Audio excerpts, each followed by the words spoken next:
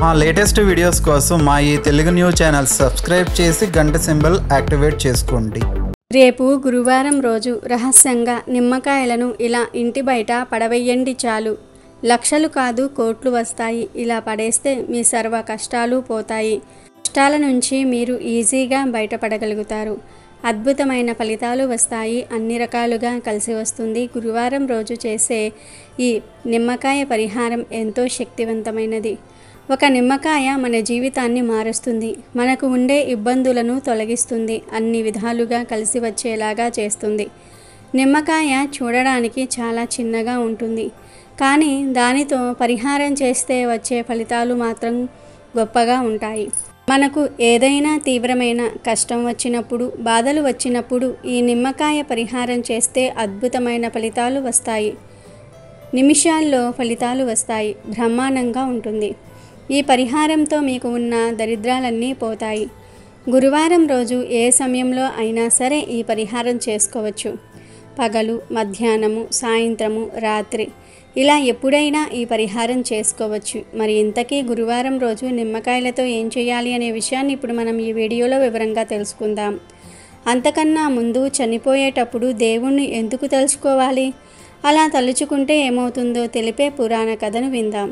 పూర్వం కన్యాకుబ్జం అనే నగరంలో సోత్రీయుడు అనే ఒక బ్రాహ్మణుడికి అంజామిలుడు అనే ఒక కుమారుడు ఉండేవాడు. ఈ అంజామిలునికి చిన్న వయసులోనే గుణవంతురాలు, సౌందర్యవతి అయిన కన్యతో వివాహం జరిగింది. అజమీలుడు సంధ్యావందనము, గాయత్రీ జపం లాంటి నిత్య కర్మలు చేసేవాడు. అన్ని ధర్మాలు తెలిసినవాడు. ఎన్నో మంత్రాల సిద్ధి పొందినవాడు. కొంతకాలానికి అజామిలునికి యవ్వనం వచ్చింది. ఒకరోజు అతని తండ్రి దర్భలు, పువ్వులు తెమ్మని పంపాడు. దర్భలు, పువ్వులు తీసుకుని తిరిగి ఇంటికి వస్తూ ఉండగా ఆజామిలునికి పొదలలో నుండి ఏదో ఒక శబ్దం వినపడింది. అప్పుడు ఆజామిలుడు ఏమిటా అని అటువైపు చూశాడు. అప్పుడు దట్టమైన పొదరింట్లో రతి క్రీడల్లో చతురురాలైన తన ప్రియురాలైన స్వేరిని వృషులతో ఆనందిస్తున్న ఒక కాముకుణ్ణి చూశాడు. దిగంబరంగా ఉన్న కటి ప్రదేశం గల విటుణ్ణి చూశాడు. కాముకత్వం మూర్తిభవించిన ప్రియురాలితో శృంగార కేలిలో తేలియాడుతున్న వాడిని ఆజామిలుడు చూశాడు. అది చూసి అతన్ని పులకించిన రోమాలు నిక్కబొడుచుకున్నాయి. ఆమెను చూసి ఆజామిలుడు కామోద్రేకంతో ఉవ్విళ్ళాడాడు. మాటిమాటికి ఏపు మీరిన ఆమె చూపులు అనే మోహ పాశాలలో చిక్కుకున్న ఆ బ్రాహ్మణ కుమారుడు నిత్య కృత్యాలైన దైవిక కర్మలను, శాస్త్ర పాఠాలను, జపతపాలను మర్చిపోయాడు. అతని మనసనే కారరణ్యంలో కామోద్రికమనే కారుచిచ్చు చెలరేగసాగింది. అప్పటి నుండి అతని మనసులో ఆమెను పొందాలనే కోరిక చెలరేగింది. అలా ఆజామిలుడు దిగులుతో కృంగిపోయాడు. విచారించాడు.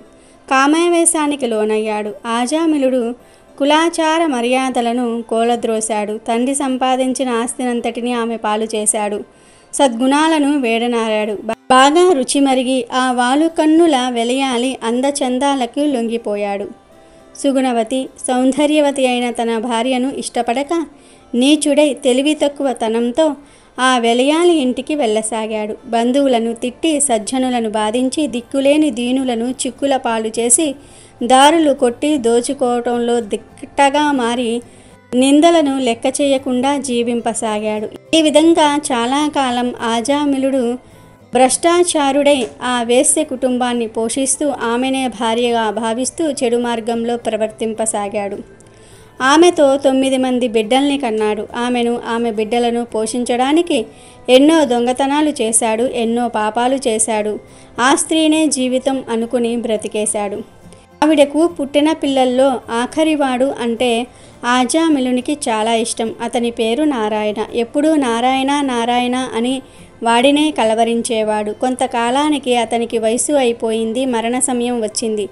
ఒకరోజు చూడడానికి భయంకరంగా ఉన్న యమదూతలు అదృశ్య రూపంలో ఇతని ప్రాణాలను తీసుకుని పోవడానికి వచ్చారు. ప్రాణం పోయేవాడికి వాడి ఆఖరి క్షణాలలో మాత్రమే యమదూతలు కనబడతారు. యమదూతలు అతనిపై పాశాన్ని వేశారు. వారిని చూసి భయంతో నోటిలో సరిగ్గా మాట రావటం లేదు ఆజామిలునికి. అతి కష్టంతో దూరంగా ఆడుకుంటున్న అతనికి ఇష్టమైన చిన్న కొడుకుని పిలవడానికి నారాయణ అని గొణిగాడు. నలుగురు విష్ణుదూతలు వచ్చి ఆ యమదూతలు వేసిన పాశాన్ని కత్తిరించారు. అతనికి పోతున్న ఊపిరి కాస్త నిలబడింది. ఈ యమదూతలు విష్ణుదూతలు కేవలం ఆజామిలునికి మాత్రమే కనబడుతూ ఉన్నారు. వారి మాటలను వింటున్నాడు ఆజామిలుడు. అప్పుడు యమదూతలు విష్ణుదూతలతో, మీరు ఎవరు? మా పనికి ఎందుకు ఆటంకం కలిగిస్తున్నారు? ఇతను జీవితంలో ఎన్నో ఘోర పాపాలు చేశాడు. వీడిని మేము నరకానికి తీసుకుని వెళ్ళి శిక్షలు విధిస్తాము అని అన్నారు. దానికి విష్ణుదూతలు, మేము విష్ణుదూతలము, మేము వైకుంఠం నుండి వచ్చాము. మీ ధర్మాధర్మ విచక్షణ సామర్థ్యం తెలిసిపోయింది. అజ్ఞానంతో మీరు పుణ్యాత్ములను దండింపరాని వారిని దండిస్తున్నారన్న విషయం వెల్లడి అయింది. యమదూతలారా, ఇతడు మరణ సమయంలో అమృతమయమైన అక్షరాలతో కూడిన భగవంతుని పుణ్యనామాన్ని స్వీకరించటం వలన 1,000,000 కంటే ఎక్కువ జన్మలలో చేసిన పాపాలన్నిటినీ కూడా పోగొట్టుకున్నాడు. హరినామ కీర్తనలు, ముక్తికాంత ఏకాంత మోహన విహారాలు, సత్యలోక నివాసాన్ని ప్రసాదించే ఆనంద సౌభాగ్య విలాసాలు ఇతడు నారాయణ అని పిలిచినప్పుడు ఇతని మనస్సు కుమారుని మీద వ్యక్తమై ఉన్నదని మీరు అనుకోవద్దు. భగవంతుని పేరును ఏ విధంగా పలికినా శ్రీహరి రక్షకుడే అందులోనే ఉంటాడు.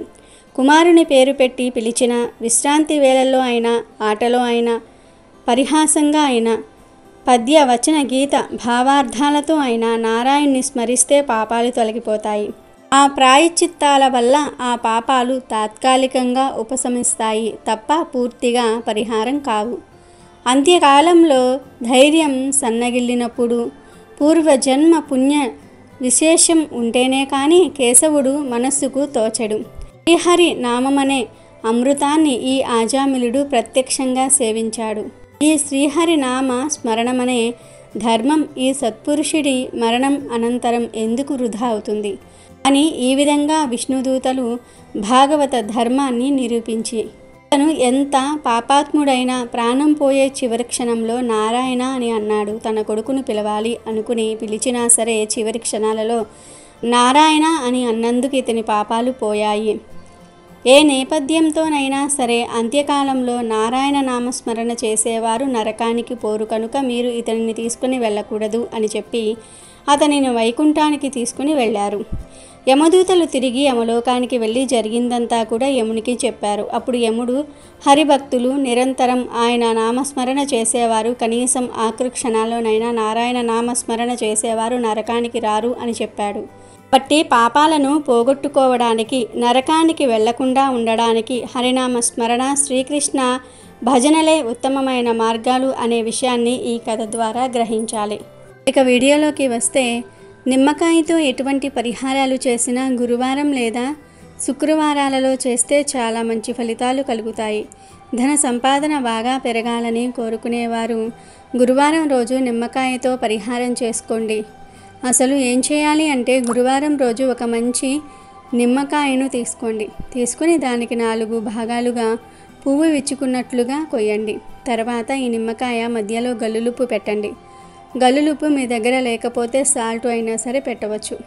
ఇలా ఉప్పు పెట్టిన తర్వాత కుంకుమతో ఈ నిమ్మకాయకు 5 బొట్లు పెట్టండి. ఆ తర్వాత ఈ నిమ్మకాయతో ఒకసారి మీకు మీరే దిష్టి తీసుకోండి. అంటే 7 సార్లు సవ్య దిశలో, 7 సార్లు అపసవ్య దిశలో ఈ నిమ్మకాయను మీ చుట్టూ తిప్పుకోండి.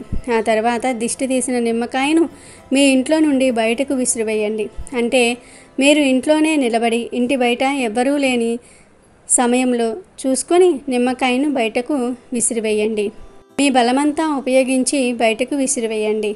ఈ పరిహారం చేస్తే సులభంగా మీ సంపాదన పెరుగుతుంది. వేలు, లక్షలు, కోట్లు సంపాదిస్తారు. కనుక గురువారం రోజు మీరు కూడా నిమ్మకాయలతో ఈ చిన్న పరిహారం చేసి శుభ ఫలితాలను పొందండి. రేపు గురువారం అమావాస్య ముందు వస్తుంది కాబట్టి ఈ గురువారం అంటే లక్ష్మీదేవికి ఎంతో ఇష్టమైన రోజని పెద్దలు అంటూ ఉన్నారు.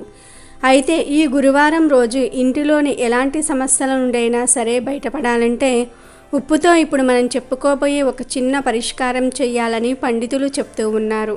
మరి ఆ పరిహారం గురించి ఇప్పుడు మనం ఈ వీడియోలో తెలుసుకుందాం. రేపు గురువారం రోజు ఎవరైతే ఉప్పుతో ఇప్పుడు మనం చెప్పుకోబోయే ఈ చిన్న పరిష్కారం చేస్తారో వారికి ఉండే సమస్యలన్నీ కూడా తీరిపోతాయి. 24 గంటల్లో సమస్యలకు పరిష్కార మార్గం కూడా కనిపిస్తూ ఉంటుంది. మీకు ఉండే అప్పుల బాధలు, కష్టాలు, నెగిటివ్ ఎనర్జీ, నకారాత్మక శక్తులు, దుష్ట శక్తుల ప్రభావం అన్నీ కూడా తొలగిపోతాయి. డబ్బు మీ వైపు ఆకర్షింపబడుతుంది. ఈ రోజుల్లో చాలామంది ధనం కోసం ఎన్నో పడరాని పాట్లు పడుతూ ఉన్నారు. ఎంత కష్టపడ్డా సరే అనుకున్న పనులు పూర్తవ్వక చేతిలోకి ధనం రావటం లేదు. ఇంకొంతమందికి పనులన్నీ చక్కగా పూర్తవుతాయి, చేతికి డబ్బు కూడా వస్తుంది. కానీ ఆ వచ్చిన డబ్బు అనేది వెంటనే ఖర్చు అయిపోతూ ఉంటుంది, చేతిలో ధనం మిగలదు. ఇలా మీకు ఎలాంటి సమస్యలు ఉన్నా సరే రేపు అమావాస్యకు ముందు వస్తున్న గురువారం రోజు ఉప్పుతో ఒక తేలికపాటి పరిష్కారం చేయండి. తప్పకుండా 24 గంటల్లో మీ కోరికలు ఫలిస్తాయి, మీ సమస్యలు దూరమవుతాయి. ఈ పరిహారం చేయటం వలన దృష్టి దోషాలు కూడా పోతాయి. ఎలాంటి నకారాత్మక శక్తులైనా సరే పారద్రోలే శక్తి ఉప్పుకు ఉంటుంది.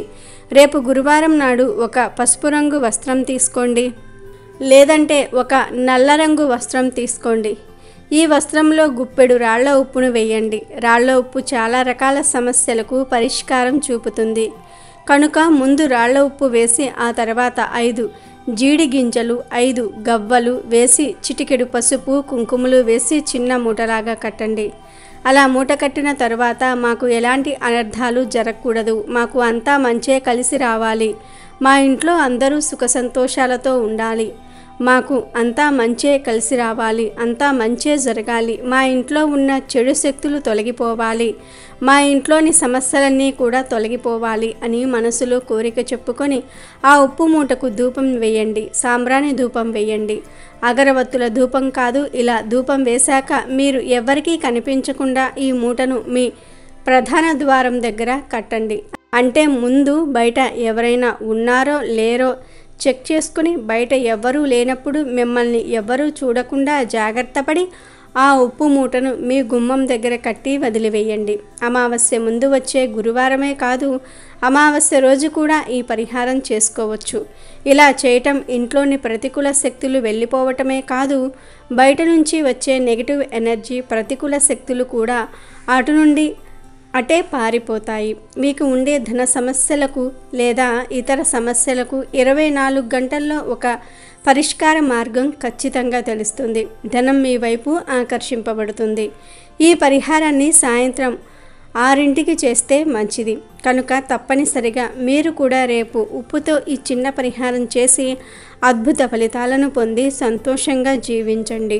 అమెజాన్లో బెస్ట్ డిస్కౌంట్స్ కోసం వీడియో డిస్క్రిప్షన్లో లింకు ఉంది, చూడండి. అలాగే మా టెలిగ్రామ్ ఛానల్ సబ్స్క్రైబ్ చేసుకోండి.